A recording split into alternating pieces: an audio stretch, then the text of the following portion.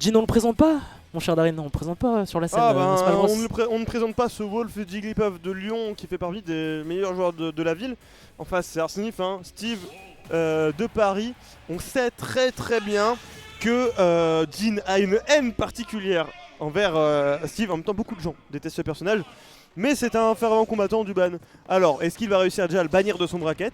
Eh ben, le match commence et c'est déjà 36% que Jin s'est pris. Absolument, pour l'instant, une belle entrée en matière du joueur de l'Ascent. Ouh là là, pour l'instant, on monte déjà, les pourcentages montent petit à petit. C'est un petit peu gentillet, mais bon, ce gentillet va se transformer en méchant parce que littéralement, regarde les petites faces que met Arsnif. C'est dévastateur, déjà 91% en début de partie. C'est un petit peu tendu pour le joueur de la Soracorp. Et uniquement, enfin globalement sur des catchs de timing, de drop de shield. En plus cette pression qu'il met à l'edge. Heureusement Jin essaie de trouver quelque chose, il trouve le fer up air, on a reset le neutral et là on se prend le Donner qui est un contre-timing et qui est là pour surprendre. Ah ouais, absolument, ce gros coup d'enclume quand même qui peut te casser ton momentum, ton timing. Et vraiment, ça, c'est une arme fatale qu'a Steve, qu'a Alex, qu'a Landerman, qu'a le zombie. C'est vraiment un outil vraiment incomparable. Derrière, ce sera un Jin qui va te mettre tes coups de griffure. C'est une stock de prise pour l'instant. L'étau se resserre, mais un déficit de 63%. Ouais, le classique de Jin. Enfin, en tout cas, c'est la deuxième fois que je le vois aujourd'hui. Le Nair Down Smash qui marche tout aussi bien, qui a l'air d'être un confirme vraiment sympa. Alors je sais pas si c'est un confirme ou si c'est tout le temps sur une tech chase, mais en tout cas ça a marché. On a les pourcentages qui sont serrés et un Jin qui est très sage sur cette destination finale, où on a Arsnif qui reste de son côté, derrière ses blocs il farm, et Jin qui tente de trouver l'ouverture. On vient casser ce minecart, ce side B qui a été sorti un peu au bourrage, mais en même temps c'est une option qui en bourré marche très bien. On est coincé, oh là là, il va catch le saut et ça tue ça. Et absolument, backer très bien trouvé, le coup de pioche, on l'a vu, et c'est un Jin qui va s'envoler littéralement vers les blast zones. Peut-être on a un Jin qui va sortir son épingle du jeu, mais non, ce sera un Arsnif qui sera vraiment colère. On les connaît les ladders, c'est une pioche qui va disparaître. Cependant, il n'en est rien, on a vu de l'or apparaître, c'est une pioche en or ici. Il a poussé Jin à drop sa position, mais heureusement Jin a été vaillant sur tout ça et il garde cette edge. Et tandis qu'on farm de son côté, on campe, hein. En même temps on a la stock de plus. Pourquoi venir chercher le Woulou qui va te mettre un back air? T'es trop resté sur le côté, t'as décidé de sauter. C'est la fin de ta stock. On a le diamant cependant. Donc une phase d'avantage, Jin est à kill %. Une autre phase et Jin est mort. Ouais, c'est ça, absolument. Si joueur Ascent trouve cette ouverture, ça risque d'être létal. Mais là, la grosse sauce, exactement comme tu le dis, c'est un Jin qui est énervé, mesdames et messieurs. 75%, 57%.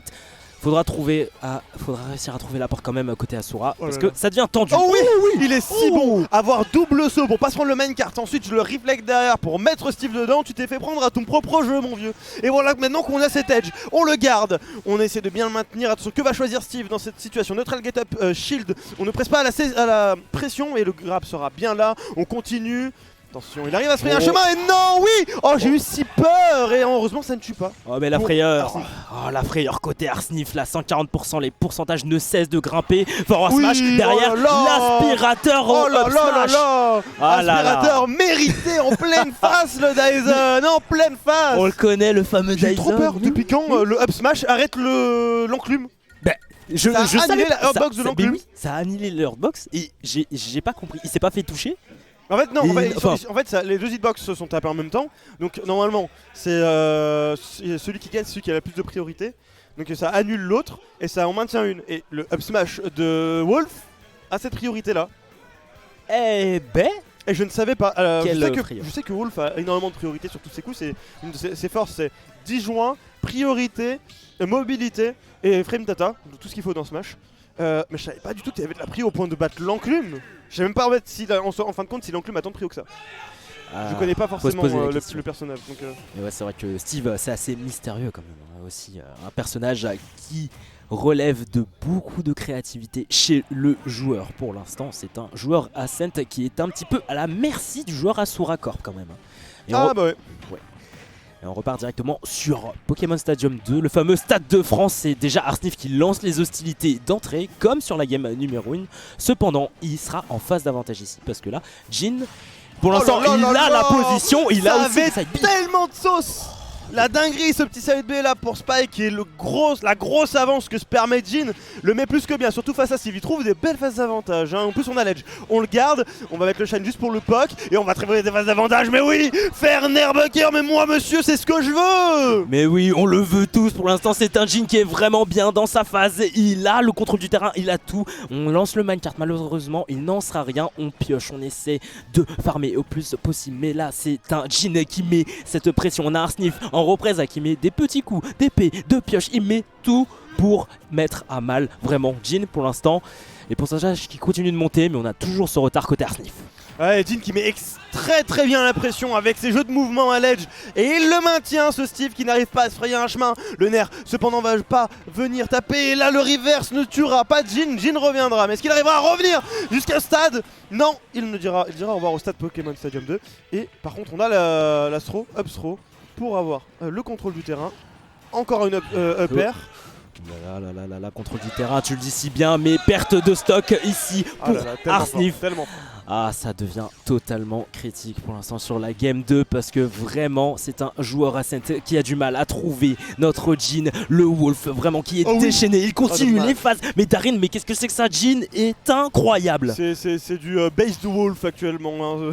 Les combos qu'on kiffe et qu'on adore revoir. Oh wesh, ça s'est arrêté. Bon, oh non, Jhin se retrouve dehors, là c'est des problèmes pour Arsnif qui est en train de farm de son côté et on vient trouver ce backer, ça ne tue pas, on a la taunt un peu trop prématurée, j'espère que le bodied ne se présentera pas. On garde cet edge, on arrive à bien le garder, les backers qui font suffisamment pression. Qu'est-ce qu'on choisit? On choisit le saut, ça va passer au-dessus, la pression on n'y cède pas, mais le up smash sera peut-être un peu présomptueux. On va finir dehors et là, il essaye d'appuyer Arsnif sur l'avantage, sauf que le backer et Jhin s'impose pour le moment. Il s'impose dans ce set qui n'est pas terminé. 2-0 pour Jhin, il manque une seule game aux Lyonnais pour montrer qui est le chef. Absolument, pour l'instant c'est une domination absolue pour notre joueur de l'Asura. Waouh. Il est déchaîné. On se fait avoir par rien du tout. Genre vraiment, je ne l'ai pas vu se prendre hormis une enclume qui l'a tué à un moment. Et je l'ai pas vu se prendre un truc très sombre de Steve. Il est en train d'annihiler le match-up. Il cache toutes les sorties il cache les sorties de minecart, il le reflect carrément, il est très bon sur sa pression à l'edge, sur le corner, il ne commit pas et il joue sur ses mouvements, sur l'ambiguïté de où est-ce qu'il va être. Et du coup, Arsnif il s'est en mode je sais jamais où il va être, qu'est-ce que je choisis comme option? Je suis obligé de choisir un truc au bout d'un moment. Et en général on finit par se prendre ce que Jhin veut te mettre et la piquette. Piquette. Est-ce que ça va être un 3-0? Est-ce que ça va être la piquette pour Arsnif? On le saura tout de suite pour l'instant. Game 3, ça peut être la game décisive, mais comme tu le dis si bien, c'est vraiment une pression permanente que met Jhin. Et c'est vrai que l'intérêt d'Arsnif, l'intérêt de Steve, c'est vraiment de farmer, d'avoir ses ressources, parce que sans ses ressources, Steve aura du mal à s'imposer. Mais là, déjà, Arsnif qui veut montrer qu'il est là, qui veut faire son retour, son comeback, mais Jhin ne l'entend pas de cette oreille.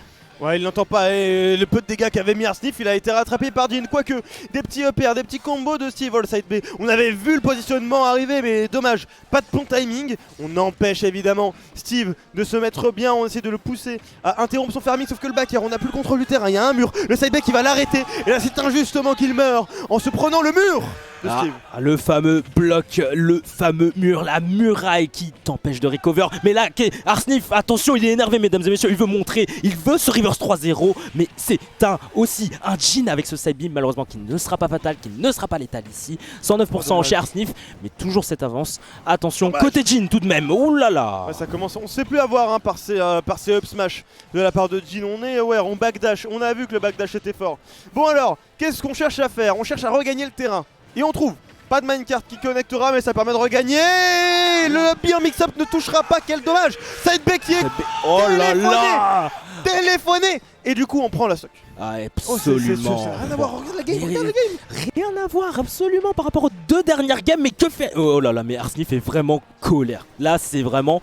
J'ai décidé de revenir in-game, j'ai décidé de mener à mal ce Wolf, et là ce sera un Wolf qui va se faire maltraiter, TNT. Malheureusement ça se retournera contre Arsnif, le jour Asen qui perdra la stock ici, mais attention, la fin de la game pour Jhin s'approche petit à petit. Ça va être dur hein, parce que très peu de phases d'avantage suffiront à Steve afin de conclure tout ça, surtout qu'on a l'or, et l'or ça dure pas longtemps, mais ça fait mal comme cette enclume qui va venir shield poke, ou en tout cas shield drop un peu trop tôt de la part de Jhin, et encore une enclume surprise. Encore une enclume surprise. Elle sort en combien de frames? C'est... Vous savez quoi, je prends pas de doute.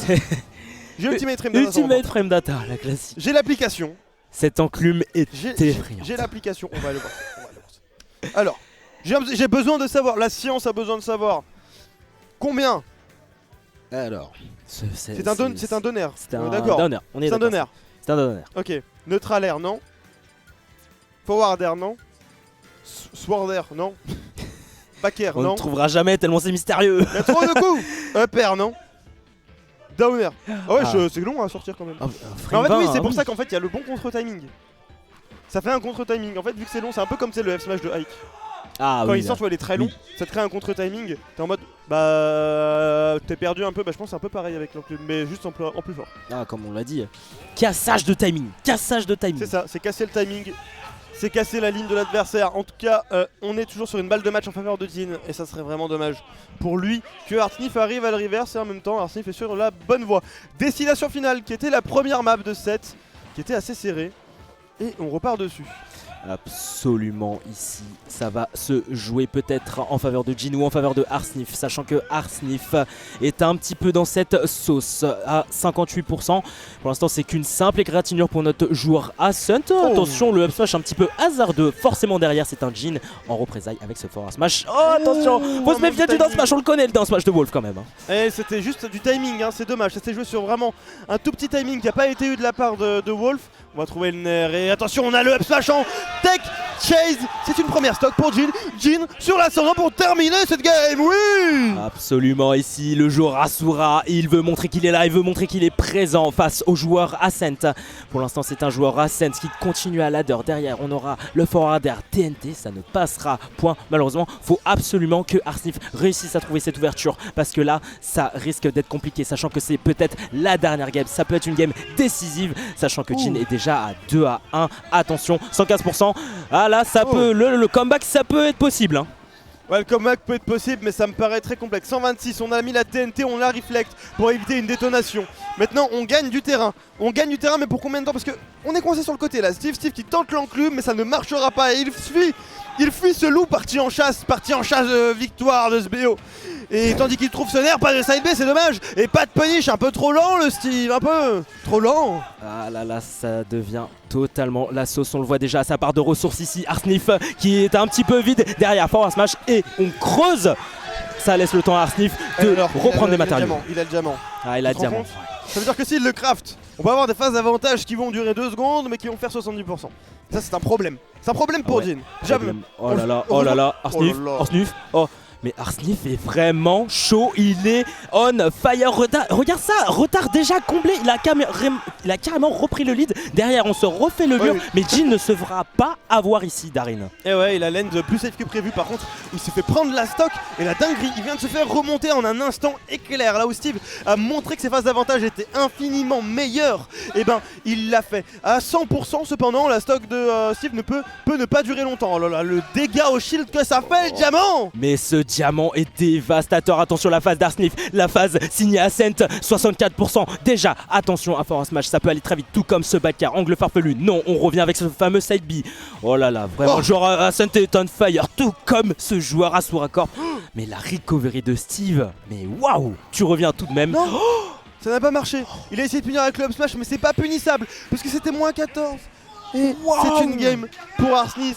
Mesdames et messieurs, on part sur une balle de match de BO5. J'ai les fesses tendues. C'est tendu je vais pas dire le mot, mais c'est tendu. C'est tendax. C'est tendu du slip. C'est tendu du slip. C'est tendax. On était sur un 2-0. Wow. On était sur un 2-0 clair et net de la part de Jin. Mais là, le jour Ascent s'est dit non, ça va être ma game. Non, j'ai un top 8 à prendre. Non, je veux y aller. Je suis sorti de la Zilan en 4ème position. Je veux sortir de cette dose de sucre dans ce top 8. Et là, on va le chercher ce match face au joueur Asura. Donc, ouais, il reste une chance pour nos deux joueurs. Il reste une seule chance, mesdames et messieurs, pour c'est du top 8 winner qualifier. Le winner qualifier pour se qualifier en top 8 winner side. 2-2 pour chacun de nos joueurs à cette dose de sucre, mesdames et messieurs. J'espère que vous passez un excellent moment. On est bien à Epitech, organisé par GameTech. Merci encore à leur équipe, merci encore à toutes les régies, merci encore à NTK pour le stream. En tout cas, mesdames et messieurs, on part sur une game finale sur Kalos, une map que Jin apprécie. Absolument, cette map la plus grande, Kalos, qui vraiment blasonne écarté, blasonne haute, donc vraiment c'est un véritable terrain de jeu. 89. Cependant, Arsnif, lui, 89%, c'est énorme, vraiment c'est énorme. Le joueur Ascent qui vraiment impose sa loi dès le début de cette manche. Oh, il a voulu clutch avec ce backer, ça marchera pas Melside, mais lui va venir mettre de bons dégâts. On a réussi à réégaliser, sauf que ce backer, heureusement, ne tuera pas. On a plus de son, on va venir se raccrocher, là on est coincé avec la TNT. On va pas réussir à l'esquiver et on se retrouve dehors à 129. Un coup pourrait venir prendre la stock, on regagne le centre et bien heureusement. Maintenant, qu'est-ce qu'on cherche? Eh ben, on va chercher l'ouverture, en tout cas la pression. Heureusement, ça va pas être bien touché. Le F-Smash de Jin va venir envoyer Steve de l'autre côté qui est désormais coincé. On va pas se faire avoir par le down smash, on essaye de progresser et on va avoir le coup de minecart. J'ai le somme. Oh, le minecart qui sera fatal ici pour notre joueur Asura. Attention, backer derrière, ici qui ne sera pas létal. On a un Arsnif toujours debout, mais malheureusement, le petit coup de tilt, on le connaît si bien. Cependant, Arsnif a ce diamant, la phase peut aller très vite ici. La phase peut aller très vite, c'est pour ça qu'on est très attentif. On joue sur les mouvements du côté de Jin et encore une fois ce smash qui racle langue. Et là par contre c'est le début des emmerdes, c'est le début des recombos à 64%. Un sac, peut-être que c'est symbolique. Alors peut-être. Attention, il est en train de mettre une phase. Oh là là, mais les phases d'Arsnif et les phases de Jin sont juste exceptionnelles, mais ce sont littéralement des machines. Regarde ça, malheureusement le backer ne touchera point chez Arsnif. Le joueur Ascent qui veut imposer vraiment sa loi. Le barrage de backer signé Jin, malheureusement il n'en sera rien. 95% contre 78, deux stocks d'un côté, game décisif, ça risque d'être ton Dax. Il essaie de regagner du terrain, mais c'est dur. Il arrive à mettre ce blaster à Jin. Il va se prendre le minecart et merde, c'est tant pis pour lui. Mais il perd la stock et c'est bel et bien Arsnif qui a le lead. Pour combien de temps? Parce que Jin va devoir rapidement prendre ses stocks s'il veut s'offrir une chance de passer winner side. Oui, il l'a pris. Et maintenant, c'est even. C'est even. Absolument, va falloir résister face à l'envahisseur parisien qui met déjà des petits ladders suivi d'un backer. Tu as du diamant, tu as aussi de l'or dans tes ressources ici Arsnif. Il va falloir bien les utiliser. Attention, parce que le joueur Ascent a déjà cet énorme lead vraiment. Mais réponse de la part de Jin, seulement 30%. C'est pas bien méchant, c'est un petit bobo. Tandis que là, on a un loup qui saigne quand même. Ah, le loup est saignant, mais le loup va se prendre le nez. Heureusement ça ne tuera pas. J'ai eu si peur, c'est allé si vite. J'ai peur et faut pas avoir peur comme ça. Faut pas céder à la pression de Steve. Attention, on renvoie le minecart, on se fait pas avoir par le Dunbay, mais le backer pardon, viendra toucher. On passe derrière, on regagne le centre. On se prendra pas encore une fois le minecart, mais il met tellement de pression le Steve juste en envoyant toute sa cuisine, le nerf pour casser. On va pas avoir le backer, c'est dommage, mais on continue à mettre une pression et pas se prendre ses deux nerfs. On vient contester le minecart avec un fer ensuite derrière. Trouver le backer en trade qui lui offre le contrôle de terrain et on va pas réussir à mettre le backer, mais on a toujours cette pression. Ok, chacun regagne son côté, chacun cherche sa solution, mais il faut que Jin non Le comeback signé Ascent, le reverse 3-0. Oh là là, Arsnif, quel joueur de Steve, exceptionnel. Waouh, le pop-off de Zinzin. C'est la fin. C'est la fin de ma vie, je décède. Waouh.